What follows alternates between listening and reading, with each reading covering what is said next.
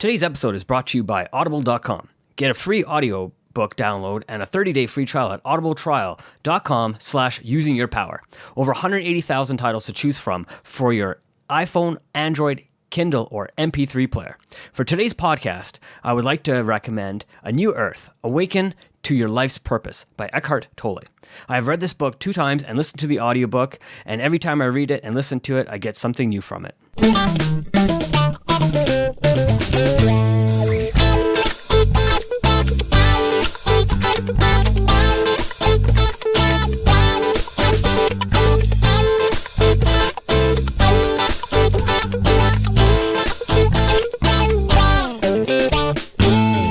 Welcome to Using Your Power. I'm David Andrew Wiebe, and joining me is Maveen, Kaura. Hey Maveen, how's it going? I'm doing good, David. How are you today? I'm powered up, man. Yeah, how come?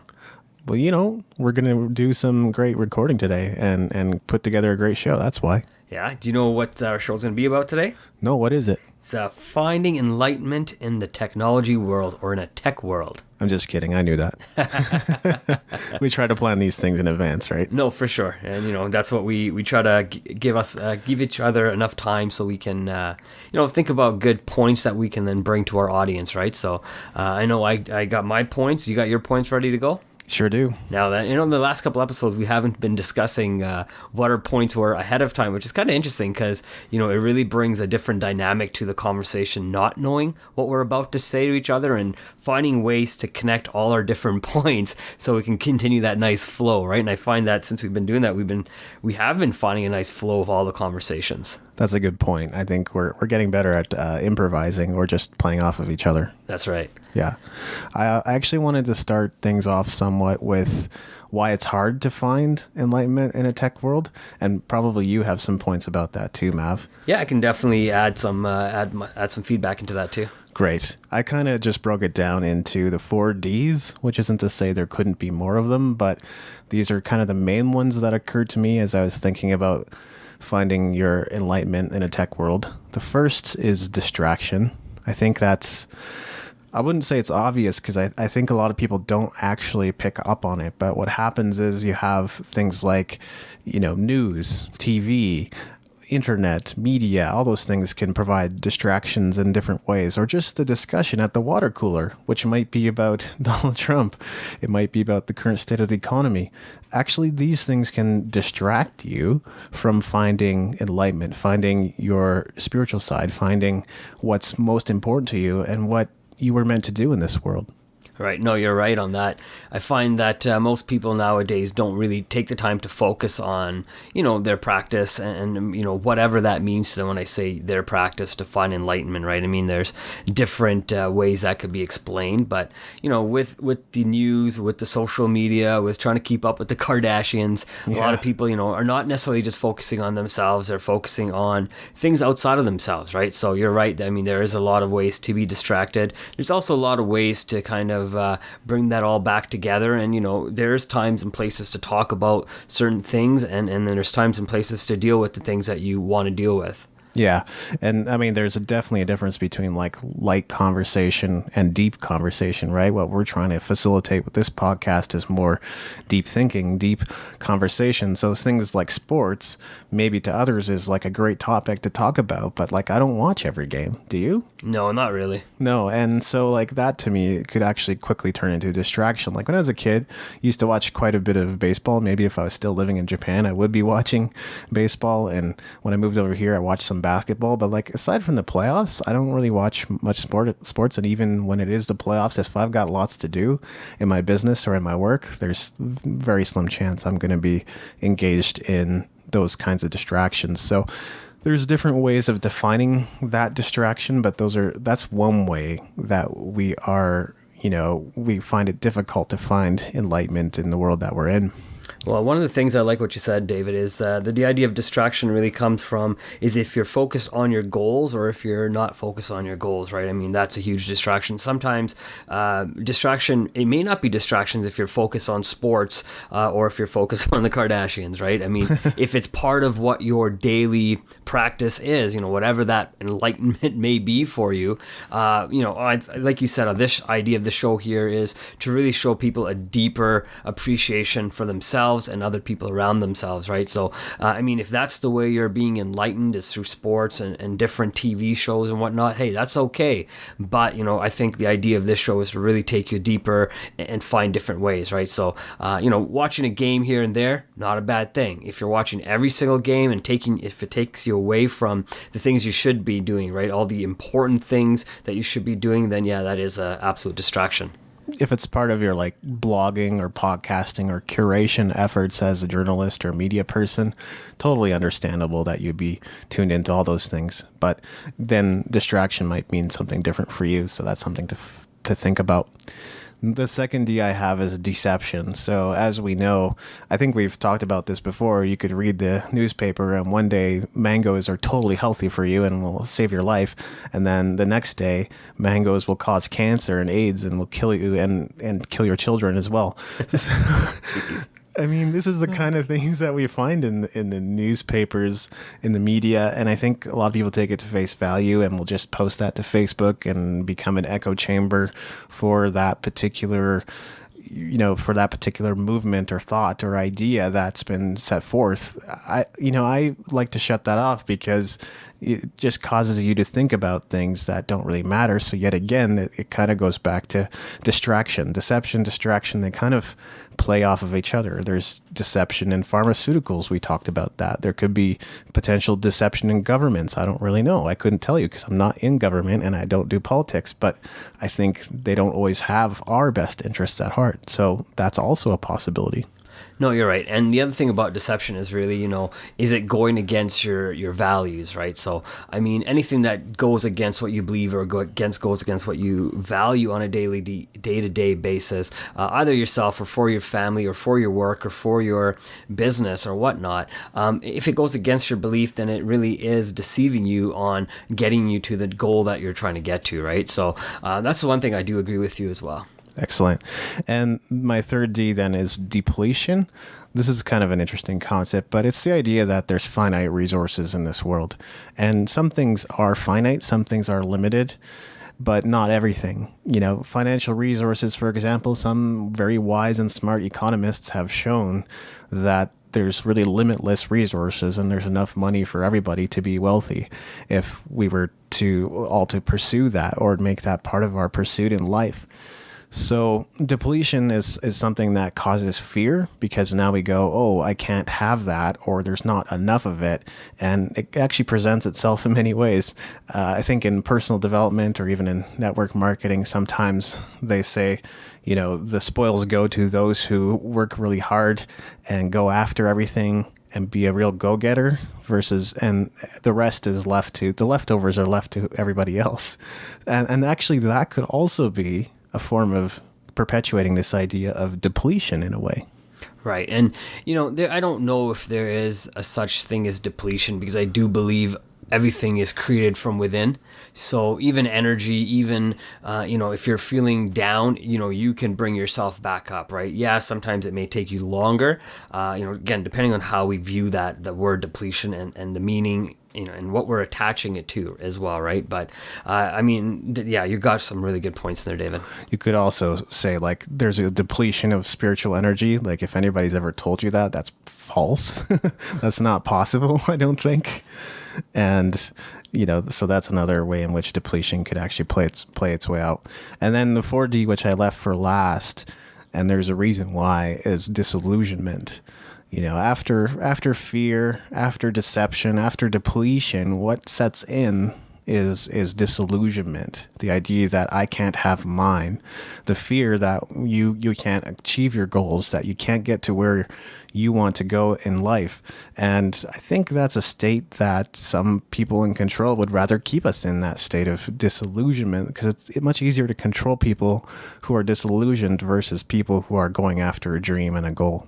Right. And, you make me think about actually a 5th D is called disconnect, right? Because once you've been disillusioned, now you're completely disconnected from either people or your own principles and what you value, right? So I think that really does finally get you to the last point where people end up being, right? So, but if you fall into that trap, then, you hopefully can see yourself, falling into it and finding ways to get out of it as well. Disconnection, right? Because if you're disconnected from self, if you're disconnected from spirit or God, if you believe there is such a thing, if you're disconnected from others in the universe, then absolutely you will not find enlightenment, especially disconnection from self. I think that's a really dangerous one. So I love that point. And that's basically what I had to say about why it's hard to find enlightenment in a tech world.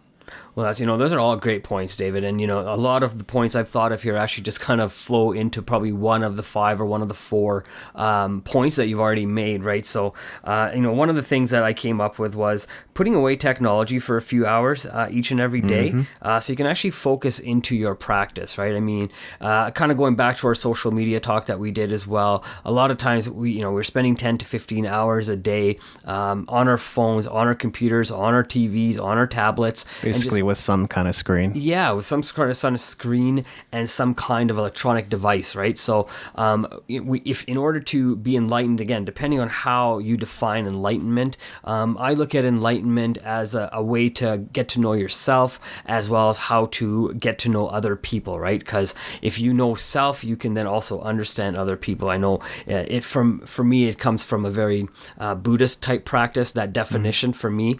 If you can understand a simple ant crawling on the ground and the feelings that ant would have, you can then also understand what the whole world would bring, right? And the type of feelings and what people go through, because it's the same thing that ant would go through, right? And most people don't consider an ant to be, having feelings, or would think there's a reason to consider that, because it's just a simple ant on the ground and it means nothing. It's not part of the big picture. But, if you really truly look into how that ant does fit into the big picture, you would actually understand that we're no different, right? So to me, that's one way of looking at it. But if you never get off of the social media, if you never get away from your phone and sit in that daily practice to maybe understand how we all connect to each other, I don't think that'll ever happen. I couldn't agree more. Did you have any other points on why it's hard to find enlightenment in a tech world? Well, I got a whole bunch of them, but do you have anything to say on that one at all? No, nothing more to add to it. I just totally wholeheartedly agree with it. Awesome. So the next point I had was, with the advent of social media and, being able to go on Google and really just find any information we want, finding enlightenment through technology has actually become a little easier, I think, as well, because we have the ability to grab scripture from wherever faith we belong to in an instant, right? So if I wanted to Google something from any religion, so from Christianity, from Hinduism, from Sikhism, from the Kabbalah, from whatever, right? We can easily jump on the computer, go on Google, type in Matthew whatnot or whatever scripture words and kind of want to get power and gain that insight from. You can instantly go on the computer and start reading about it and think about it, right? But again, it's about reading and thinking and actually understanding it and absorbing it to make your practice of enlightenment beneficial for you, right? Because even if you just read it and then just read it as words and don't think about it, then it's just words. Yeah, that's so true. And it is very easy to take things out of context and have them say whatever it is we mean to say. And that's actually one of the problems with the construct of religion. You ask 100 different people that are in the same faith, same religion, maybe even in the same denomination, and none of them are going to totally agree on every principle taught, every scripture taught, everything taught about that particular spirituality. So that's actually kind of a scary thing to me. Yeah, no, and I do like the idea of being able to have access to, information that you need right away, right? But again, when you're reading the scripture, it's making sure that scripture, whatever, again, culture it comes from, is the correct wording as well, right? Because it's easy to change the words, it's easy to change the meaning, and then it's obviously if the words and meaning change, your understanding along with that also changes, right? So I do believe, whenever you're reading something, you gotta look at it and really understand what it's saying, right? So anything else to add to that, David? Well, to me, it's also this thing of solving problems that Google cannot solve for you. I don't know if there's enlightenment outside of that, really. Right. Okay. Any other points that you have? Nope, that would be all. Okay, so what I'll do is I'll continue, and then we'll just kind of go from there. So one of the, one of the things I was thinking about was actually from our last talk we had done on technology, aging, and science as well. Yes. And I thought about what we were talking about and found that finding enlightenment in a technology world would make sense if we were to live longer as well, because we would then be able to learn longer. We'd be able to practice our understanding longer, or enlightenment longer. We'd be able to use that enlightenment longer as well, because we're living longer at this point. It would grant us the ideas on how we fit into the universe and help us really understand that as well. And then you can take that information and teach people as well, because we live longer, right? I find sometimes by the time we learn what we need to learn, sometimes people just die, and they die too soon. That's kind of the words we always hear, that, once we get to where we want to be, we die, right? Or we're just on the cusp of getting to that enlightenment and we die, right? But so if we are able to live longer and have science and technology help us live longer, then I think we are able to do that. I think I see it going two ways. On the one hand, your spirituality could actually become very stale and very normal and very routine, to the point where it's not really bringing you the enlightenment that you're searching for. But on the other hand, maybe living longer would mean new seasons to life, and new seasons to life would mean the necessity for a new way of looking at things. And many spiritual gurus or thought leaders have talked about those different seasons in life, and what it is to be at those different stages. And they all kind of overlap at times, whether it's the lover, the warrior, or the sage, for the males out there. I'm not sure what the stages for the women are. Maybe they're the same. I don't know, but fair. And you make me also think about the fact that, it does take time for people to change, and to find enlightenment doesn't come in one day. Sometimes we have to sometimes go through all the crap that we've grown up with and filter through all that, square away all the things that we thought were right and maybe are right. For example, all the things that we know that are not right, we have to deal with those things, and those pain points can take a long time to square away, right? I mean, if someone had done you wrong, if you've been molested, for example, or if you've been taken advantage of spiritually or whatnot, those things take time, and we have to get through that. We have to find new ways to deal with it, and then find the enlightenment behind it as well, right? I mean, every lesson learned, if we look at it, does in actually carry some sort of positive lesson for us to carry forward into life, and then also teach others as well. it's kind of like our episode on I Am Not Your Guru. I think that's worth a listen if you have things that you feel that you need to deal with. Maybe even just check out the documentary if you want to skip that episode. We're okay with that. No, for sure, right? I mean, the idea of that episode was really to get people to actually watch that episode as well. Yeah. I think our goal was to really just do a summary and do the show some justice. I mean, it was a well done documentary on Netflix, so it's really getting people to learn from it, because I don't think we could do the justice, right? I don't even think the documentary can do the justice. I do believe that if you want to get the full enlightenment of what that course had to teach, you would, get the money, go pay for it, go to that event and take away from the 6-day event, because a 2-hour movie or a 1-hour show by us really doesn't give you that full impact. But I do believe the 1-hour show by us and the 2-hour movie or so does give you the ammunition to, kind of really start digging and starting to understand yourself on the things that you need to do and the things we need to do as well. Not just our listeners, right? Because we're going through that daily struggle and daily improvement cycle as well, right? So, yeah, for sure, take a listen and see what you guys come up with and let us know. Mm-hmm. Another way I believe to find enlightenment, and this is just a personal belief, I think there's going to be different perspectives out there, and there's also going to be people that don't totally agree with this, is creativity.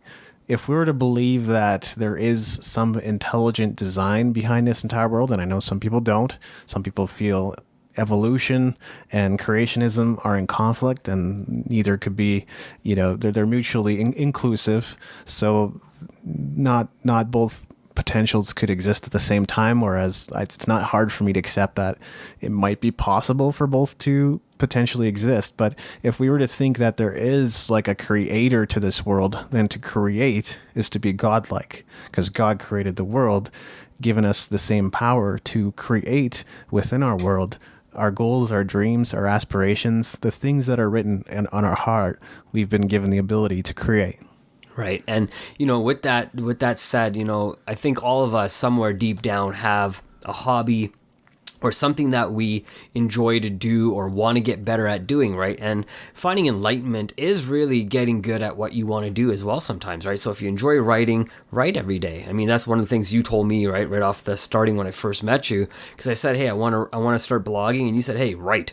That's going to be the best way for you to find that That's space. the foundation. Yeah, get to the foundation, find that creativity within yourself, or in this case, myself, right? And that's what it kind of did for me. It allowed me to find that creativity in myself, allowed me to ask myself a lot of questions and go to different places within myself that I hadn't gone before, and really dig deep to find new ways to say things or understand things that I wasn't taking time to really, I guess, explore. Yeah, and that was something I was going to raise as well, which is that I can still find joy, peace, and fulfillment when I'm writing, when I'm still connected to technology. Yeah, there's many different ways to write, and I could get myself a typewriter. That's something I've thought about.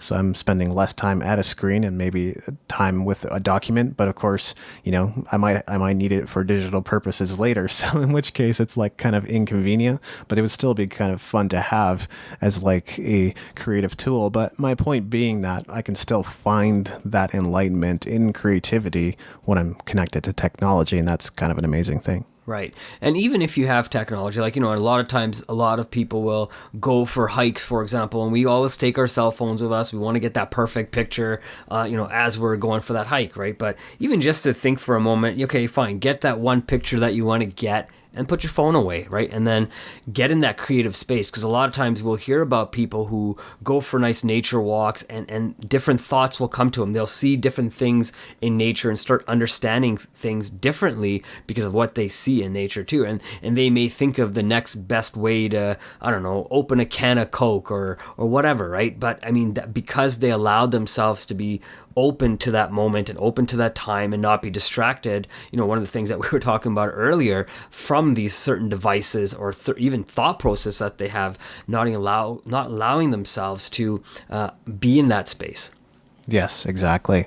What other points do you have connected to finding enlightenment? So one of the things I liked about I guess the internet and technology is the ability to connect to different leaders, as thought leaders in society right now, because we have, and we were talking about in our last episode too, and I had mentioned, I don't think there's such things as 6 degrees of separation anymore. I really believe, if you're able to create some sort of communication with a thought leader, we can definitely communicate one-on-one with that person if they're willing to communicate back and forth, right? I mean, I like Twitter for that exact reason, right? Because I can write different spiritual leaders if I want to, and sometimes they do write back, right? I mean, we can have that engaged conversation. So I think that's a huge benefit for us to find spirituality or enlightenment, because if we can ask certain questions that we're having a tough time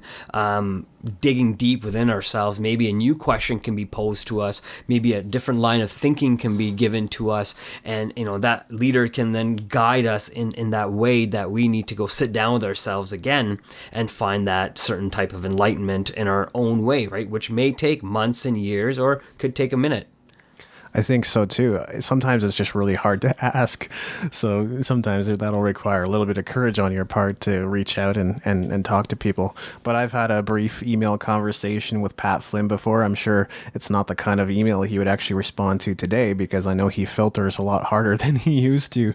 But I remember having just this conversation about, how did you do this design element on your website? And I was curious to find that out. And he said it was just hand coded, and I was like, okay, well, I'll figure it out. And I didn't. But So Pat Flynn, if you're listening, we need that answer still. Well, and he has a new website now, so he doesn't even use that particular design element. So, oh well, I guess I didn't really need to do that. I just needed to find my own way with my website. Right. And, one of the things I also like about Twitter is that you can find people who are going through the same struggles as yourself. They're having problems finding the same type of enlightenment as you. So although I know we say don't compare yourself to anybody else, but I think we should realize that's true. Don't compare yourself to anybody. But there's a lot of people who are in the same or very, very similar situations and similar life points as we all are, right? So connecting to people, talking to those people, finding about what they're struggling about, helping them through their struggle can usually help yourself as well. So I think that's a great way just to find out more about yourself and really, find out what you're made of, right? Because I know the conversation we've had off microphone before, it's, who do you think you are? And who you think you are is really not who you are, right? That's just a self-image thing. It's maybe who you think you are internally, but externally it's not, or vice versa. I don't remember which way it goes anymore, but who you think you are is not you. It's just a label you put on yourself, right? So I mean, a lot of people do that, and having conversations with people allows us to see those labels that we're putting on ourselves and see the labels that other people are putting on themselves. And if we're in tune to what people are saying, it'll allow us to open up our mind and then look within ourselves and say, what, I say that about myself all the time. I should probably stop. I always tell myself I can't do a good job. And even stopping that one negative, item or it gives you that thought. It now pushes you in a different direction, maybe a more positive direction. And that positive direction, once it's created into a habit, I think will create some sort of enlightenment as well. Not spiritual enlightenment necessarily, but will help you get to a place where you need to be mentally, maybe physically, emotionally, for your family or even for yourself. So like deliberately using technology to go and find others who are looking for answers to questions as well. That's really interesting. And I like that a lot.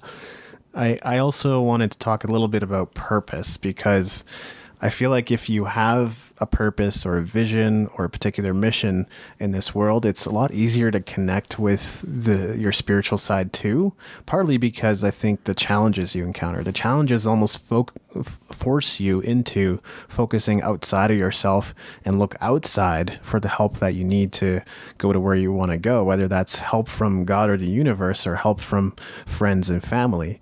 Now you're sharing some of your issues and some of your problems with your friends, and maybe they can help you or still help you see a different perspective, just like you said, Mav. So having those goals, having a mission, having a very specific purpose about what you're doing in life. And I'm not talking about finding your passion. I feel like that's a very different conversation. It's about pursuing a passion. No, you're right. And one of the things I liked about what you said was, talking to people. And in saying that, I believe you have to find the right people to talk to. I don't think everybody... so true. Yeah, I don't think everybody's the right person to speak with about your problems or things that you're trying to improve in your life, right? I mean, finding life coaches is kind of like, or finding a mentor sometimes, right? If you want to be a billionaire, should you talk to a millionaire? No, talk to a billionaire, right? If you want to talk to somebody with a successful marriage, talk to somebody with a successful marriage, not someone who's been divorced. Now, you can still gain lots of insight from people who have been divorced, because they can kind of tell you their story and kind of what happened there. And they can still teach you as well, right? So don't necessarily cut them out, because there's still lots of things to learn from other people's experiences, right? So there's something good to be said about that.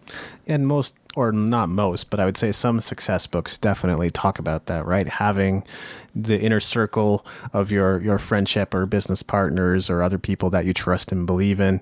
And then not that I believe necessarily in like harshly categorizing everybody and putting them into groups, because that seems kind of insane to me and almost like dictatorish. But, still thinking a little bit about who your inner circle is, who you're letting in, who you're not letting in, that kind of thing. Right. Well, that's a great point, because when you let the right people in, or the wrong people in, they're going to affect the way you think, the way you react, how long it may take you to get enlightened as well, right? I mean, technology is not just the things that we hold in our hands or the things we sit in front of, but technology, I think, is also advancing the minds of people as well, right? So if we're sitting with people who don't want to advance the way they think and really want to sit back in that, 1700s, 1800 way of thinking, and not think way we think in 2016 and want to think in 2020 or future, I think you're going to get stuck there as well, right? So enlightenment is about knowing where you were hundreds and thousands of years ago, where you are today, and where you'll go later, right? It's kind of having a combination of all of those items and all those times and all those people, right? Because enlightenment is not just today, it's forever. Another advantage that we have is you can go and read a blog, you can go and listen to a podcast, get someone else's opinion or thoughts on a particular topic or subject, explore many different viewpoints, maybe ones that wouldn't necessarily entirely match up with yours, challenging yourself a little bit, especially when it comes to enlightenment. I think that's good. It's about expansion, not a process of shrinking and becoming more closed-minded to the possibilities. I don't know if enlightenment can be found that way. I think we are designed as human beings to expand and continually expand and grow. Well, and one of the things that you did for me when I first started off wanting to learn how to blog and learn how to, even podcast right now, right? You sent me links of other things to read and information to read about. So, to find enlightenment, there's so many different websites out there, right? So, and there's a lot of thought leaders out there. So we can actually go to different websites, that have the thought processes of people like the Dalai Lama, the Pope, Desmond Tutu, Deepak Chopra, Paulo Coelho, Thich Nhat Hanh, Eckhart Tolle, all the different people. And that's just in the religious side of, but then we got business people, and then we can go and get enlightened from the business people and be the best at what we do in business, right? And still be humane and still be giving and still be the type of person we want to be by incorporating all the different teachings and learnings we can do from all the different people, right? Nowadays, if you really start thinking about it, every single person you talk to during you using your technology or not using your technology, every conversation we have with somebody should be hopefully an enlightenment moment, or at least some sort of moment that might make you say, yeah, you know what, that's true, or I never thought of it that way, or, that guy doesn't know what he's talking about, but then give them the information so you can show them why you believe that, and that might open up a new conversation that continues it, and then that person brings you another piece of information, say, hey, well, have you ever considered this? And then you look at that and say, you know what, no, I haven't, and you're right, or no, you're wrong because have you looked at this? And you continue that conversation to help understand each other. Again, that can only be really done sometimes with the right people. That can't be done with everybody because there's a lot of closed-minded people out there as well. And those aren't necessarily not the people we're talking about to help you move forward in enlightenment either, right? You got to find the right people for you. And I would love to hear your thoughts on this as well, Mav, but I'm kind of thinking like enlightenment within this lifetime is not possible, but although we can find those moments where we go deeper into our faith or beliefs or spirituality, and we can discover more things and more truths about who we are from a spiritual perspective and maybe even from a physical perspective. I'm not sure we ever achieve quote unquote enlightenment until we die. Well, and that's a great segment, I think, for another conversation down the road. I think that's wonderful because, it's not something we can just discuss in about a few minutes conversation, but I'll definitely attempt to put in a little bit of thought process into that and at least some of my upbringing into it, as well as maybe some of my spiritual reading in it and whatnot, right? And just even like listening to different authors on the topic. But, there's a thing of reincarnation, there's saying that we keep coming back until we finally reach enlightenment, so we're at this perfect state of understanding everything, right? So, and then you'll keep coming back and keep coming back, and you'll keep learning. And if you didn't learn and you ended up doing something dumb, then, like killing somebody, for example, then you come back as something else until you learn not to kill somebody. Then when you learn to not kill somebody, you'll come back a little bit better again, and you'll continue through that cycle, right? I know in Buddhism, they say we've lived as many lifetimes as it would take a bird, if I can remember this analogy correctly, a bird flying over a mountain with a silk scarf in its mouth, the mountain being 5 kilometers by 5 kilometers and 5 kilometers high. So however long it would take the bird to, every 100 years going by this mountain, just going over the mountain with the silk scarf, however long it would take that bird to wear down the mountain, that's how many lifetimes we've already lived. So thinking about how long that would take, it could take forever. If you really think about that, would take forever. That we're continuing that enlightenment process today, even. But I do feel that if we take the beliefs and understandings of all the other individuals who have come to this earth, such as all the different spiritual leaders from all the different faiths in the world, and really learn from those and how to be a better human being towards each other, because that's really what it's about. I think finding enlightenment, like I was saying earlier, right? If you can understand how an ant feels or understand how a spider feels. I know a lot of people just kill a spider, don't think about it twice, but if you can really just think about how killing that spider affects not only you but also what you're teaching your kids. But if you think about the value of the spider, is if you let it live and take it outside, it creates a spider web, which then can that spider will then feed on different insects because it'll trap them, right? It'll let that whole cycle continue. Maybe not big to anybody, but it's huge to the spider to live, to be able to do that, right? It's got to feed. Maybe it's feeding its kids, I don't know, right? It's teaching, and maybe they have to go out and learn themselves. But I think if you can start understanding little things like that, you'll then see what the value of this is, right? Like more and more as I'm talking, I'm actually thinking about, vegetarianism versus, people who eat lots and lots of meat, right?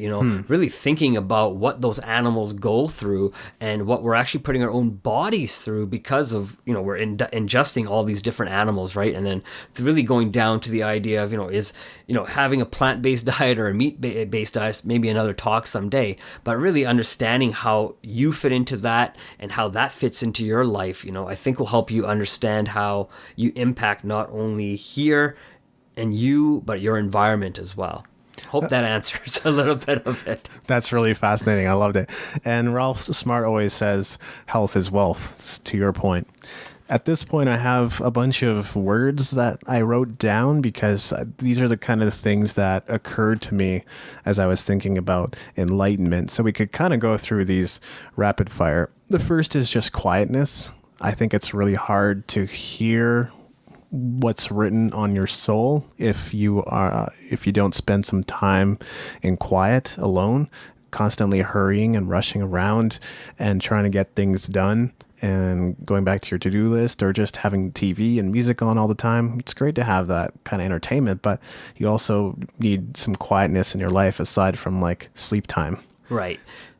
And, and one of the things I do like about that is not necessarily quiet doesn't mean meditation. I don't think that's what you mean only, right? I'm going to get to that, but... Right. So I think quietness also means, going for a walk by yourself. I think quietness also means not putting on, headphones while you sit on the bus or on the train. It means taking those headphones off and really being with your thought. It's hard to be with your own thoughts when you have music blaring into your mind and telling you about stuff, or listening to other podcasts, even including our own podcast, and listening to us. We're not saying that we don't want you to, but we're saying, maybe one day a week, spend that moment on the train with yourself and really with your own thoughts, and maybe hear what other people are saying if it's positive, and maybe open up a dialogue and see what kind of cool conversation you can come out of it. I've done that on the train when I used to take it a lot, and just kind of see what other people had to say and really try to push people's buttons a little bit but it helped me understand where they were coming from, right? Which helped me grow and helped me see things differently than I used to, right? So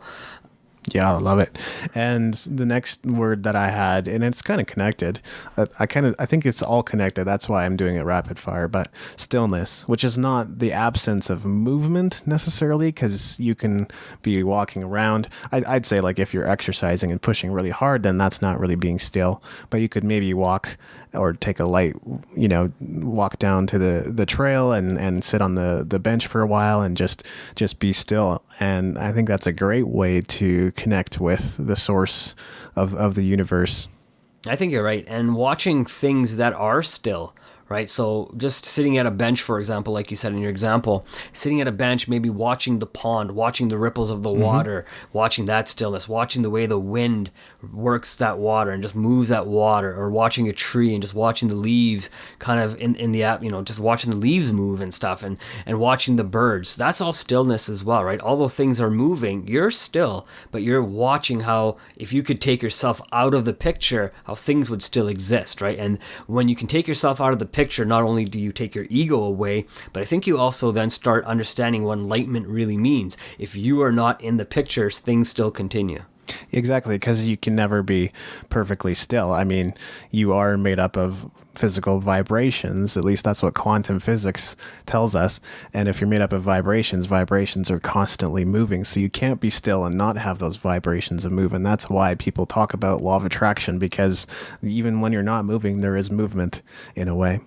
The next point is reflection. And again, it definitely ties in with the last 2 points, and we might have even brought it up already in this episode, but thinking back about what has happened in your past, you can't always use your past to interpret your future, but reflecting is something we don't do enough of, because then you're already given such a big opportunity to learn from your past and learn those lessons so that you can have a more enlightened future. And when you don't take that time, you actually rob yourself of being able to proceed and not make the same mistakes. Right. And, I think the idea of reflection is wonderful, because that's what a lot of the times podcasts are about. That's what books are about. It's about people who dig deep into themselves and put out, books and teach people about maybe the things they had learned, right? Reflection, even in sales, is reflection, right? Because, people like Zig Ziglar would have taken everything they learned, written in a book, and reflected on it, found the best way to teach somebody it, and then wrote it and then sold it, right? And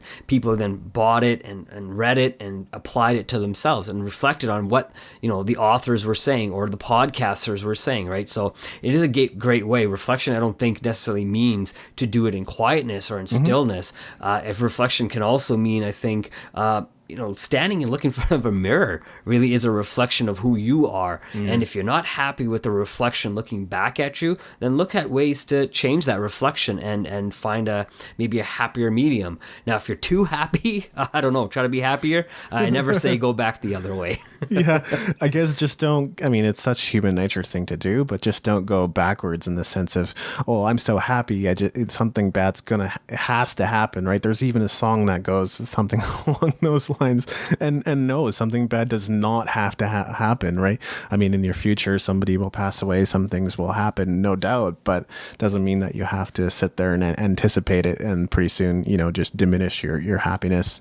Another one is nature. We already talked about being still or sitting within nature. I think nature is a great place to connect with the energy of the universe and get a feel for how you belong within that context as well. Right. And even the word nature doesn't necessarily only mean what's out in the physical world. Nature could also mean your behavior as well, right? It's the way you are as a person. Great. That is your nature. So, finding ways to maybe be a better you, right? And I think that's what you're doing through reflection. That's what you're doing through understanding. And that's what you're doing through, all stillness and really questioning yourself. Who are you? Who do I want to be? And what will it take to be that person, right? So just another way to look at nature as well. Yeah, I like how you're bringing those double entendres in. Full of them. The next one is connection. So, I think it goes without saying, if you don't have a connection to your spirit, your being, the universe, whatever it is you believe in, I guess if you're atheism, then you believe in yourself. I don't know. You believe in something. So having a connection with that is really the only way to find enlightenment, really. And finding a connection to people, I think, as well, right? Yes, so, absolutely. Yeah, for sure. And I know you didn't mean to leave that out. No. It's a huge one too, right? But I think once you find the connection to the right people, try to keep those people in your life and understand why they want you in your life, in their life as well, right? Because there's a connection, and kind of going back to what we were talking about earlier about reincarnation, I do believe that if you're connected to somebody thousands of years ago or hundreds of years ago or even 10 lifetimes ago, you'll find a way to reconnect to those same people again, right? I know, for example, just as an example here, but in a Hindu wedding, for example, they say, I've married the same person again and again and again, right? So it's kind of neat, right? And that's why they say you have 7 lifetimes with your wife, right? So again, I have a wife, me and her are married. They've said I'm either on my 7th lifetime or I'm in somewhere in the middle, right? Could be my first, could be my second, could be my third, but somewhere along that we're growing together, we're getting wiser, we're, teaching each other, we're helping each other, we're making a better life for each other, right? So, I mean, there's some interesting principles that we can learn from different cultures as well. I mean, I can only tell you the one I know because this is how I got married. I'm sure in Christianity as well, when you get married, they read different passages, Yes. and even the symbolization of the ring says it's it's a circle, it's a completing the big picture, right? And I think when you meet somebody, that is enlightenment to complete a picture as well. Absolutely. Having that support is such a huge thing. This is where I wanted to bring up meditation. And I've meditated the last couple of days. And I have to say, like, you can exercise one day, you could meditate one day, you could eat healthy one day, you could listen to healing music one day. But to do it all on the same day, Maveen, I have to say, like, for me, that's fast becoming a life-changing thing, because now I'm thinking more in terms of enjoyment. And when you think in terms of enjoyment, which I kind of left out of my words, but now I'm thinking it's really important. When you connect with what you enjoy, you're actually connecting with who you are and who you're meant to be and what you're meant to do.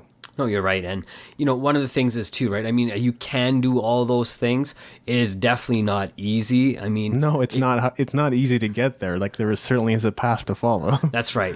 And I remember listening to stuff by like Deepak Chopra, and he would say, he gets up at 3:00, I believe, in the morning to start his meditation. I believe he's in meditation for about 2 hours a day before he even starts his day. So by 5:00, now he's starting his day. He's been up for already 2 hours in meditation, learning about himself, potentially, focusing on a scripture, maybe on a problem that somebody else had. It's not enlightenment is not about focusing on yourself always. It's also about helping other people, right? So, I mean, looking at different ways he does that, right? He keeps everything. I would argue that if you are doing something that you enjoy, then you probably are helping people too. Well, exactly. And I think you're right in that, but I think in order to help other people first, you got to help yourself, right? So yes. You can't help anybody if you still have those same problems, right? So I think with him, from my understanding is he'll get up, he'll meditate, and then he may still work out. He may still find that. Now, again, he may have more time than the average person, but he's worked for that, right? And I think that's what the idea is for both of us, as well as all our listeners around the world here, is to see that you can also have those same accomplishments, right? He's I don't know how old he is and how long he's been meditating from 3:00 for 2 hours a day, but he had to build that slowly, right? Just like you said, you start with maybe a 15-minute, maybe a 5-minute sit down and just try to sit there and try not to move. Don't breathe. Don't breathe. But, I mean, don't breathe. Like, don't do breathing exercises. What I meant to say. Just sit there for 5 minutes and see if you can do it, and just even sit there. And then move it to 10 minutes, and then start incorporating breathing exercises. Then maybe start, as you get better and better at it, make it a life choice. But if it has to be a chore, you're not going to do it. And I have a friend, Lewis, who also meditates, I think 4 hours per day. He says he's a wealthy man, successful man. He has a video production studio as well as an audio and like music production studio. I don't know if there's a correlation or not, but clearly it's worked for him. Right. Well, and a lot of different, podcasters that I've listened to that have also interviewed lots and lots of people. It's huge right now, isn't it? Yeah, that's the one thing they say, right? And if you look at meditation, it's been around for thousands of years in Eastern culture, right? So now it's making its way to the Western culture, where now Western society is saying, oh, look at this new thing I'm doing meditation, right? It's changing my life. But people in the East have known about this for thousands of years, and, they don't use meditation in the same way I believe we use meditation. No. I think a lot of times it's taught to people from a very young age, or they're at least witnessing it from a very young age. I know one of the things that I've told you about is, like, my dad, for example, he prays, he has his own temple set up in his house and my mom's home, right? And they go downstairs and they pray and they meditate, in the morning before he goes to work. Sometimes he does get up at 3:00 and he has his own meditation practice, again, depending on before he goes to work. He has that, he made that a practice for himself, and he finds ways to continue doing that because he's made it important to himself, right? I think it's worth talking about from the perspective of it doesn't have to be spiritual if you don't want it to be. Meditation could simply be this healing, relaxing process that brings more calmness and awareness and peace to your day. And even if you only use it in that way, that's totally valid, I think, too. No, you're right. And it doesn't have to be spiritual. I'm only saying it based on the examples I've seen in my life. But you're right. You can use meditation just to breathe better. If you have asthma, you can technically use meditation to bring your breathing and bring it to a better place and learn how to breathe again, right? Properly. And, if you I used to suffer from ulcerative colitis. When I was suffering from ulcerative colitis and was on all these different medicines like prednisone to make my body better, like Imuran to make my body better, one of the things I incorporated was because I understood in myself that, it came from stress, my problems, right? So I use meditation not in a spiritual way, but in a healing way because I needed to heal my body. So I found ways to, bring that calmness within myself so then I can heal, right? And now, thankfully I haven't been on my meds since August 15th, 2009. Awesome. I know the date and I've been well. I've never had a relapse and I knock on wood because I continue to find ways to stay stress-free. Yeah, meditation is also great for anxiety, and I can attest to that. There's two more words I had. One was journaling. So simply taking the time. I think a lot of people will journal and just say, this is what happened today, right? And that's okay if that's where you're starting from. But I would suggest, asking yourself questions so you can dig deeper into yourself. It's almost like this psychological process, right? Where you're trying to figure out where your thinking is wrong. Because if you're feeling something on the inside, but you don't know what it is, journaling is about the only way you can reflect it back to yourself, unless you're going to go have a conversation with a psychologist. So that's the only other way.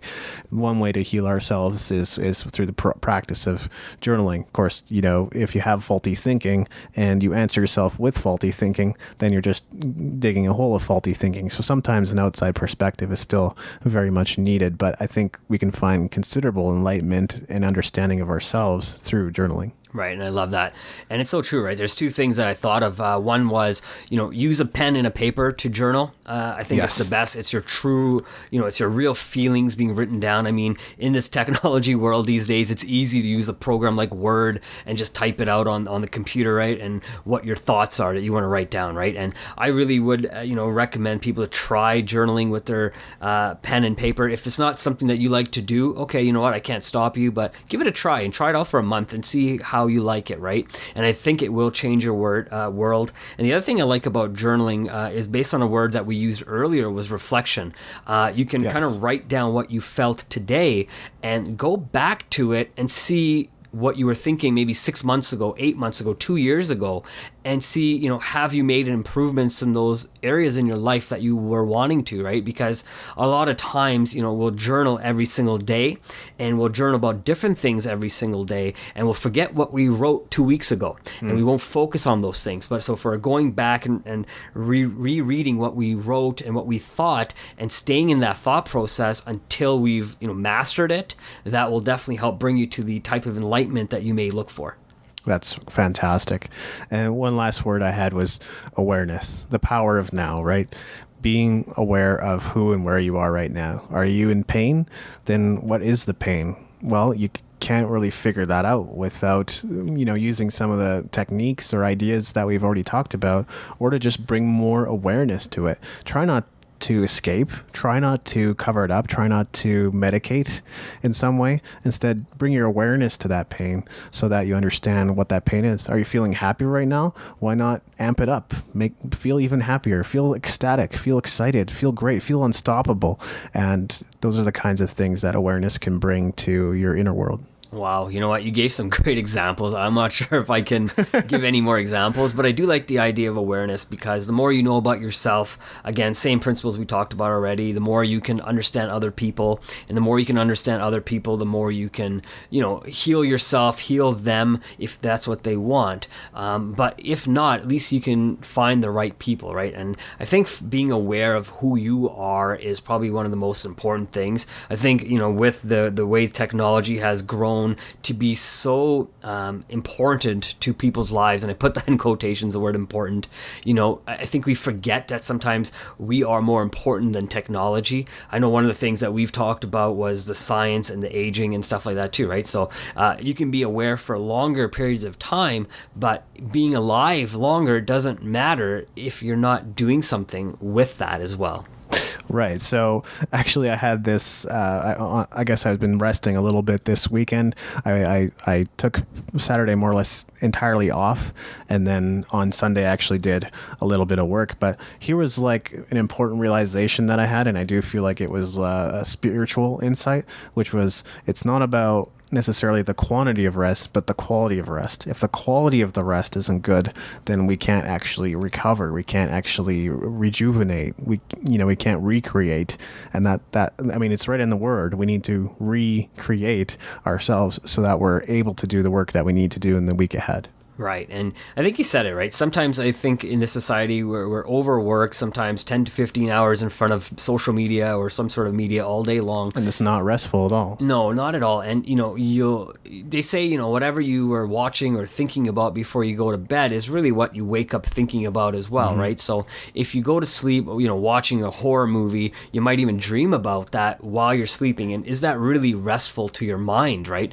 I mean, you also want to, I know I love having dreams personally, but I like those days I don't have any dreams that I can remember because I personally feel that maybe my mind had an opportunity to relax, right? Now, again, I know my brain is dreaming all the time when I'm sleeping, but I find when I'm dreaming, maybe, and I remember it, my brain might be overworking sometimes, and when I can't remember it, maybe it's not overworking, right? So, like you said, it's finding that moments of rest period when you're actually resting. So try to get an 8 hours of rest and have physically 8 full hours of sleep, right? Don't just get up in the middle of the night, start typing on your social media, go back to sleep because you heard your phone go off, right? Sleep. Yes, exactly. One example I love to bring to that is, one of the things that I've tried a few times and it can work pretty well is like going to sleep with the idea of solving a problem in your mind. So something like you might have played the game Braid. It's a popular independent game. It's a puzzle game, and some of the puzzles are pretty hard to figure out. I guess some people said they were easy. Maybe I'm just not spatially oriented, but I'm learning. And there's one puzzle I was having trouble with, but so I finally said, okay, what if I just keep that visual in my head, the image of that puzzle in my mind, and go to sleep and try it the next morning? And sure enough, I was able to beat it. So. Right. And, there's a lot of great inventors as well who were able to relax, go to sleep, or, go elsewhere outside of their work and find some sort of understanding or enlightenment outside of what they were doing and creating, right? I can't think of any examples off the top of my head, but I know we have all heard of people who've walked away, thought of something, and then came back to their office or their workspace and found ways to create something better. So I think you nailed it perfectly. Yeah, I think guys like Franklin, if I'm not mistaken. Did you have any other points about Enlightenment? No, you know what? I think we've hit on all the things that I want to talk about. I'm not sure if you have anything. No, that was everything. I had 2 major points, and I had some points about why it's hard to find, and also just those rapid fire words, which I think we had a really good firing off session on, or brainstorming session on. Yeah, for sure. And and it's given our listeners an idea of kind of the way we think. A lot of the talk is spontaneous. It's not. A lot of it is rehearsed. We just kind of write our points ahead of time, and then we bring them to the table, and we kind of use what the other person's saying to think deeper about in the moment about what to say next, right? And still have an understanding of what we're saying to each other, as well as maybe what the listeners are also taking in from what we're saying as well, right? So, whenever you're ready, we can go ahead and maybe wrap this up. So maybe what are some of your final thoughts? Final thoughts on Enlightenment? Well, I don't know if you can find it 100%, but I do know that you can grow spiritually. Otherwise, why would we talk about it as something that you can grow? What are the 5 big things? There's family, there's finances. I don't know. There's a few different elements that people always talk about when it comes to areas to grow in, and then spirituality is always listed as one of them. So I think thinking about how you can grow spiritually on a regular basis, on a consistent basis. I know when we make it consistent, now it sounds like homework, but I think that's really the only way to continue to grow regularly and frequently and consistently. So, Right. And I like the idea of consistency because that means that you've made it a part of who you are. So if once you start looking at it as it's not homework, but it's truly who you are because you've made time to make that important to your life, that'll be huge, right? So it kind of lines up with what I was trying to think as well as of what finding enlightenment means in a technology world here. It means finding that consistency, it finding that ways to, find that enlightenment that you want. It doesn't have to be spiritually. I mean, a lot of times I believe we are taught that it means spiritually, but enlightenment means anything that to me, it just means understanding, right? It's finding an understanding where you can understand other people, understand other things. So kind of exactly what I said to, understanding an ant. If you can really understand what an ant goes through, what the life of an ant is, if you can pull yourself away from your phone for a few minutes and think about it, you will really start seeing things differently, right? And I think that's what enlightenment really means in a technology world, is being able to see things differently than you see today because you allow yourself that time to do so. Yeah, it's like that brainwave I had over the weekend. You'll have many aha moments. And what Wayne Dyer says is true. The world changes when you change the way you look at things. So you've been listening to Using Your Power. You can find us at usingyourpower.com. We look forward to reading and answering your comments. Thank you so much.